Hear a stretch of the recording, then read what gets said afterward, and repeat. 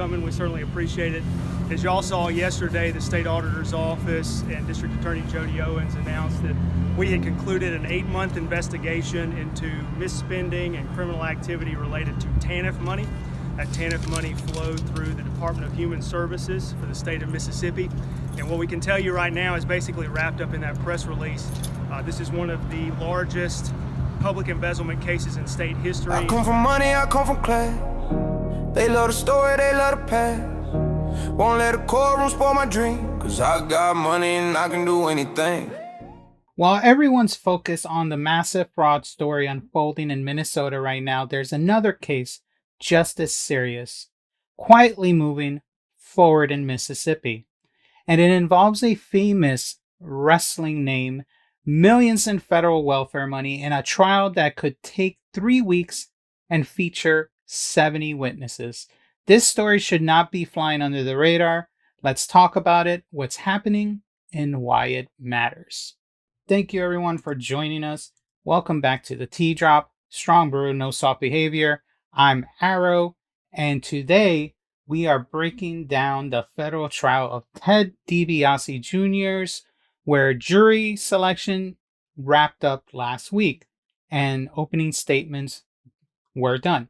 So we are backtracking from our last week video and going a few days prior to that video and see what happened during the jury selection. So let's talk about it for a bit.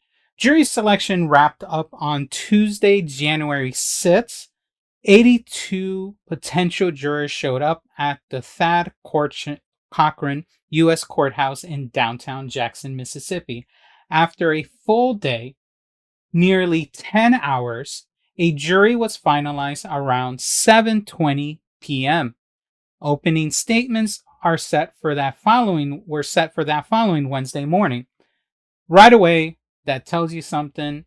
This isn't going to be a quick trial. It's a long, detailed case. So let's take a look at their wrap up. Get that video maximized. I don't know why it's set up this way, but we're going to maximize this for everyone to be able to view. Also yesterday, the State Auditor's Office and District Attorney Jody Owens announced that we had concluded an 8-month investigation into misspending and criminal activity related to TANF money. That TANF money flowed through the Department of Human Services for the state of Mississippi. And what we can tell you right now is basically wrapped up in that press release. This is one of the largest public embezzlement cases in state history. In fact, when we look back at our records, which span back 20 years, we could find no public embezzlement case that was larger than this. It involves millions of dollars. We cannot tell you the total amount of loss right now because this is a sprawling conspiracy. So it's becoming a rolling case. So they don't have every information about this yet. So that's why they can't tell to the public, at least, everything they know. At least not yet. So we're rolling with this as we speak for this trial. Still investigating the matter, so we're going to continue to look to find additional monies that have been lost or stolen. We expect to continue that investigation and wrap it up in the course of coming months. What I can tell you is that there are multiple individuals involved, including former director of DHS, John Davis. So John Davis, we talked about last week when we first talked about Ted DiBiase case. He was a former director of DHS, and he worked with Ted DiBiase and other people in this so-called issue. Several individuals who were involved with a sub-grantee of DHS, the New Summit School, New Learning Incorporated. Those individuals, along with a guy named Brett DiBiase. Brett DiBiase is Ted DiBiase Jr.'s brother. Let's just to be clear and to not confuse them with one another. And a guy named Latimer Smith, who used to work at DHS, conspired together, used a variety of different techniques to fraudulently obtain money. They produced fraudulent documents. A lot of that money ended up accruing to their personal benefit. So all that's in the press release. I will tell you that I'm going to be very limited, and District Attorney Owens is going to be very limited in what we can say in addition to all that, because this is an ongoing investigation. There may be additional arrests. There may be more money that we find that was missing or that was stolen. So I can elaborate on anything in the press release, but you're going to have very basic questions that I'm not going to be able to answer right now because we're still doing this investigation. I will tell you this. We have 135 men and women that work at the state auditor's office. They have been working themselves to the bone over the course of the last few months to get this done. All the credit for this investigation goes to those individuals who work hard. We received information about this. They've been working day and night on this case just to get to the point. We started to work within hours. We have been working hard ever since then to bring all that we can to light. So, okay. The largest welfare scandal involves millions of your tax dollars being... So we can stop here. So sorry about that, my voice. Federal prosecutors say DiBiase Jr., now 43 years old, misused over $1 million from federal welfare programs meant for low-income families in Mississippi. That's a lot of money. And he's not the only one. There's a whole group of people, but all these people they pleaded guilty, and Ted DiBiase didn't. The money allegedly came through sham contracts, services that prosecutors say were never actually provided. Those funds trace back to two major programs in Mississippi: the TANF, which is the Temporary Assistance for Needy Families, and the Emergency Food Assistance Programs. If that sounds serious, it's because it is. So when it comes to this case, DiBiase Jr. has pleaded not guilty to all the charges. And he's, I think, the only one. He's facing 13 federal counts, including conspiracy, wire fraud, theft of federal funds, money laundering. If convicted on all these counts, the potential penalty will stack up based on that. They're saying it's going to be up to 20 years per wire fraud count, up to 10 years per theft and money laundering count, and 5 years for conspiracy. This is a big life-altering situation for Ted DiBiase if found guilty. Damn, that's a lot. And the thing with that, though, they still have to prosecute all the people that stated they're guilty. So they need to do this case in order to, from what I understand, and I'm not a big law guy, he needs to get trialed first. And once he's trialed and once he's charged, then they can charge all the people that are not guilty. So this is going to be a long road.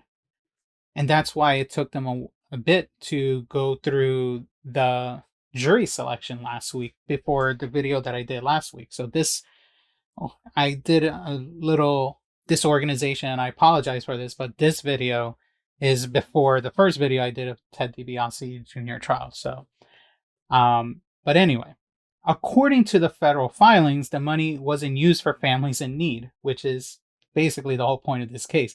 Instead, prosecutors are alleging it paid for a vehicle, a boat, and a down payment on a $1.5 million Lakeside home in Madison County for Ted DiBiase Jr., which is ridiculous. That is so messed up in so many levels. Like, you took all this money, and I still don't understand. It's not very clear why was he even involved in this.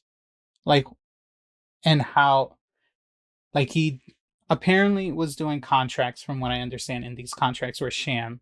So I don't know what was Ted DiBiase's post-world contract, but it's just weird that he would do this.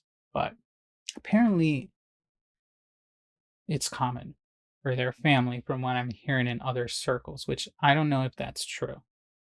It could be just one issue. Anyway, that property that he has in Madison County has been since seized by the federal government. Again, allegations. But these are the claims a jury will now weigh upon. Here's a key detail that makes this case stand out. Ted DiBiase Jr. is the only major defendant still contesting the charges. Others connected to the scandal have already pleaded guilty. John Davis, the man next to him on this image, former Mississippi DHS director, already serving 32 years on state charges, is part of the witness stand. He's going into the witness stand to talk about Ted DiBiase. He already pleaded guilty. Another person that pleaded guilty, who's on in our end of the world, is a minor character that we in this world, is Nancy New, a nonprofit director who also pleaded guilty. There's also Zachary New, who pleaded guilty, Anne McGrew, who pleaded guilty, Christy Webb, who pleaded guilty, Jacob Van Landenham, who pleaded guilty, and of course, his brother, Brett DiBiase, Ted Jr.'s brother, pleaded guilty to the state and federal charges. Most are still awaiting sentencing, and the judge openly noted they're eager for this trial to conclude because it affects their final outcome, as I said before.